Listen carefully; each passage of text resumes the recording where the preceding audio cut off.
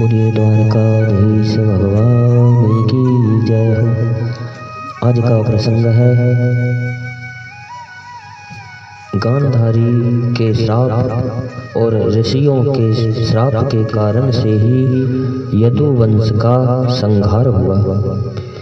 इन दो कारणों से ही यदुवंश का अंत हुआ।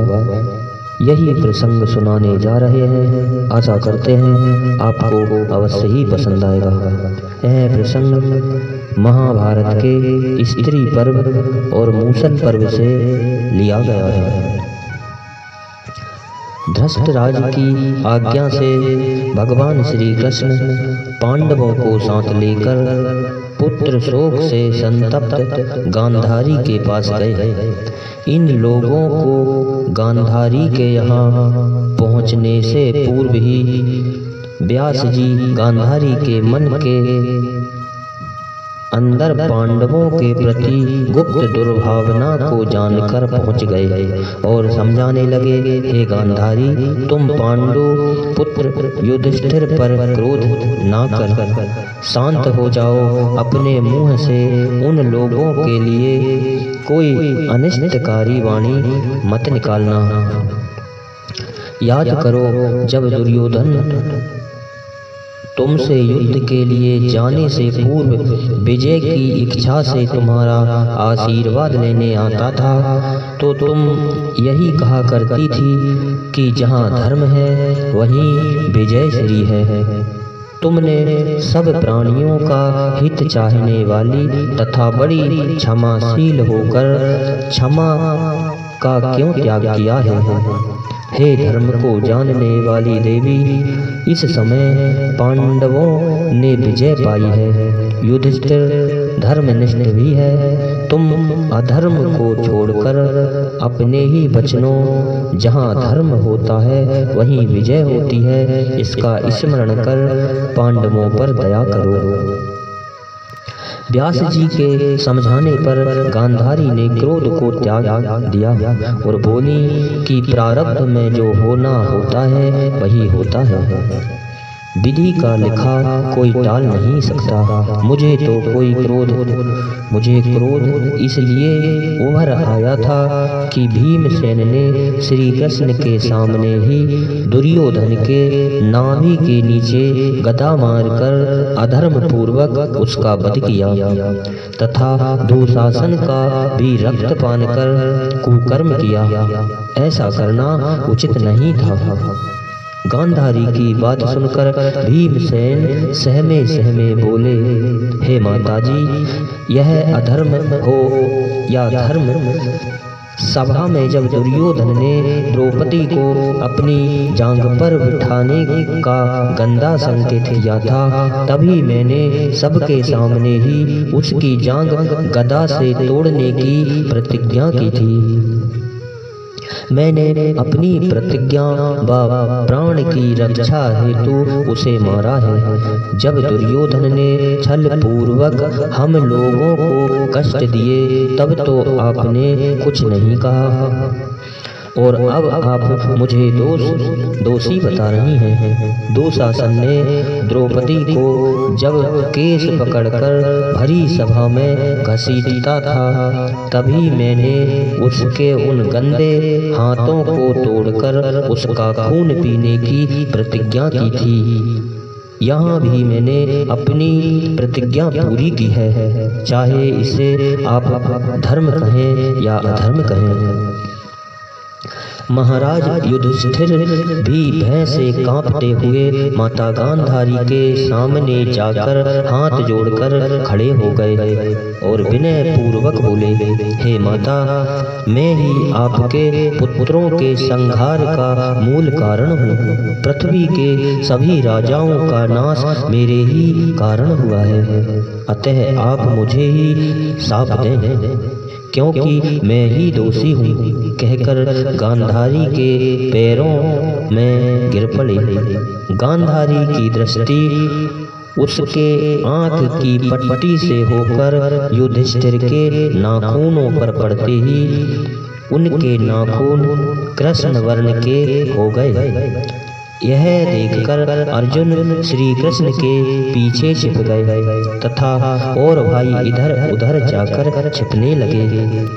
पांडवों को भागते देखकर गांधारी का क्रोध शांत हो गया। फिर इन लोगों को अपनी माता कुंती से मिलने की आज्ञा दी।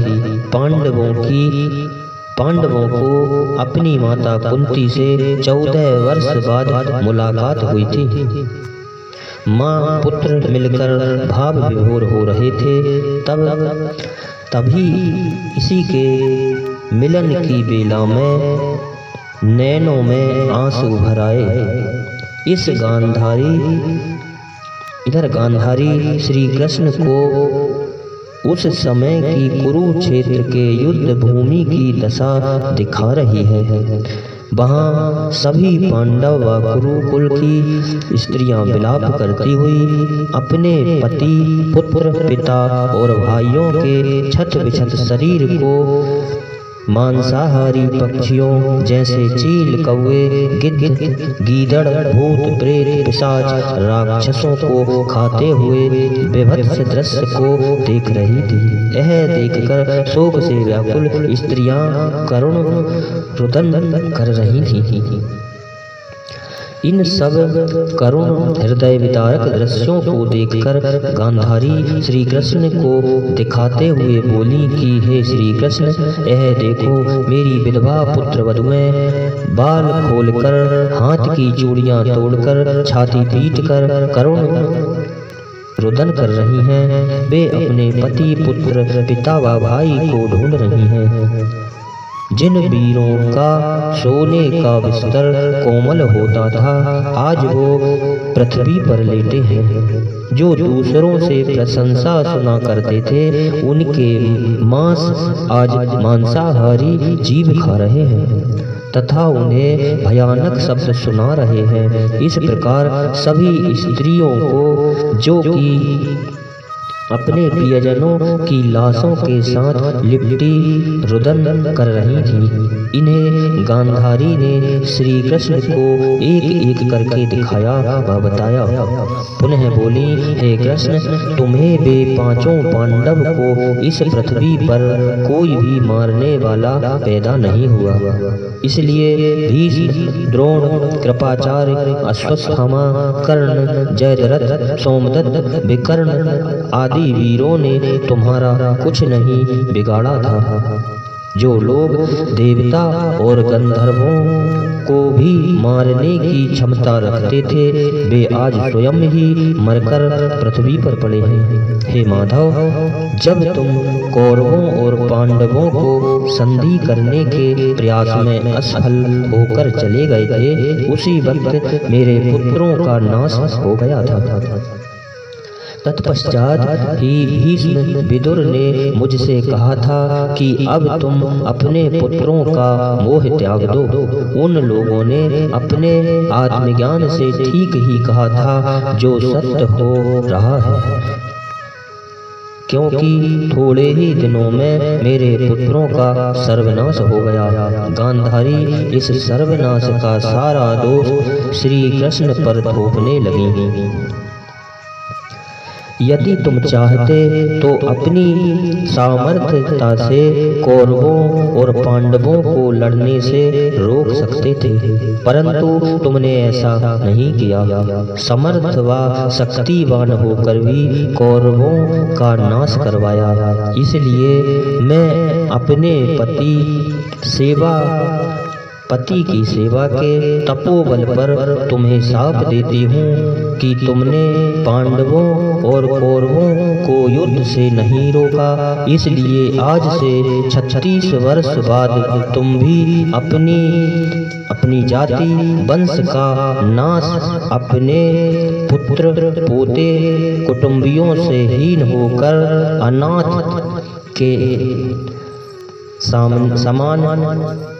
के समान वन में दुर्गति से मारे जाओगे। और कुरु वंश की इन विलाप करती हुई स्त्रियों के समान तुम्हारी भी स्त्रियां पुत्र और भाइयों से रहित होकर विलाप करेंगी। गांधारी के श्राप को भगवान श्री कृष्ण ने साहस स्वीकार किया। यह यदुवंश के नाश का पहला कारण और दूसरा कारण था यदुवंश के विनाश का इस प्रकार।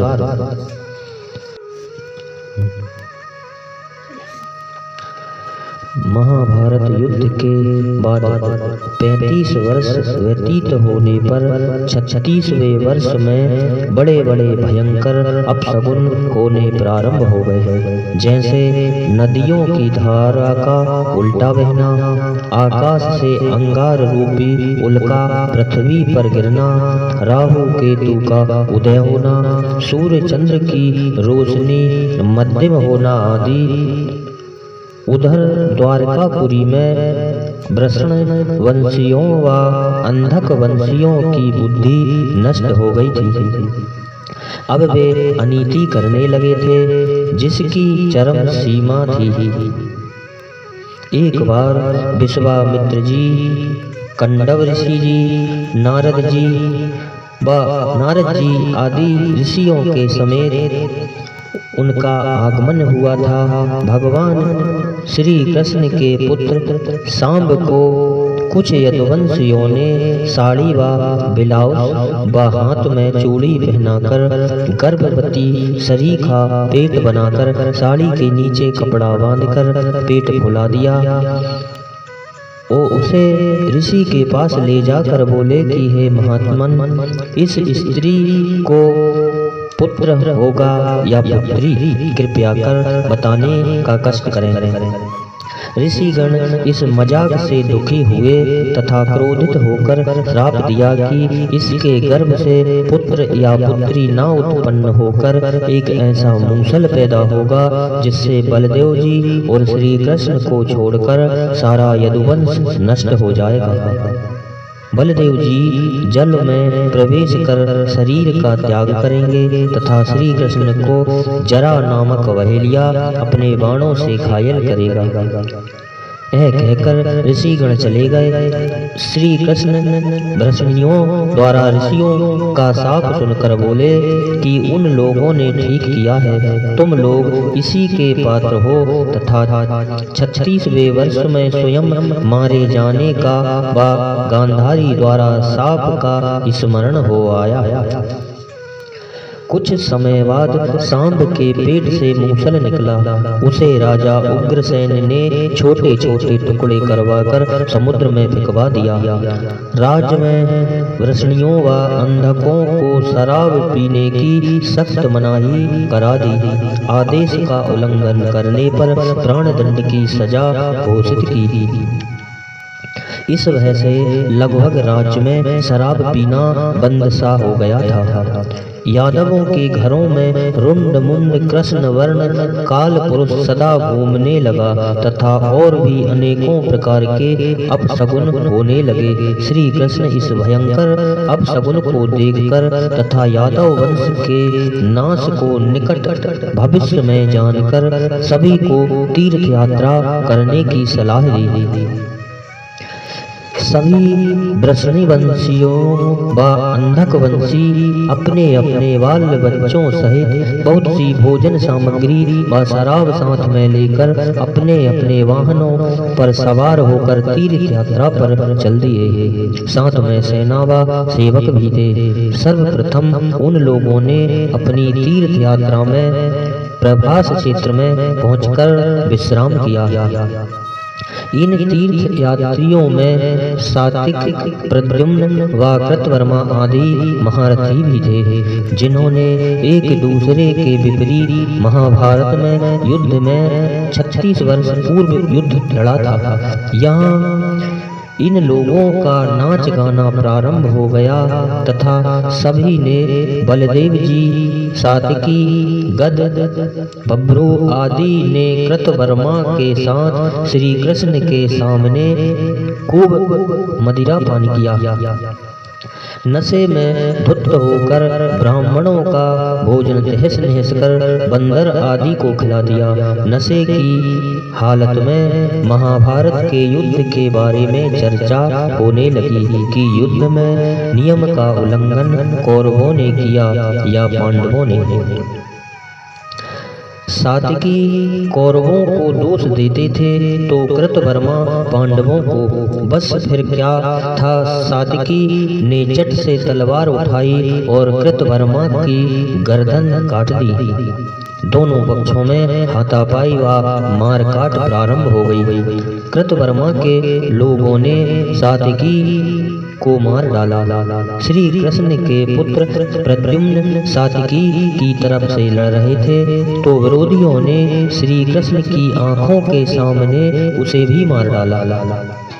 श्री कृष्ण पुत्र शोक को सहन नहीं कर सके, अतः भयंकर क्रोध कर वहां समुद्र के किनारे उगी घास को उखाड़कर विरोधियों पर फेंक फेंक कर मारने लगे। ये घास मूसल बनकर यादवों का नाश करने लगी। यादवों ने भी उन घासों को उखाड़कर श्री कृष्ण की मार का जवाब मार से देने लगे।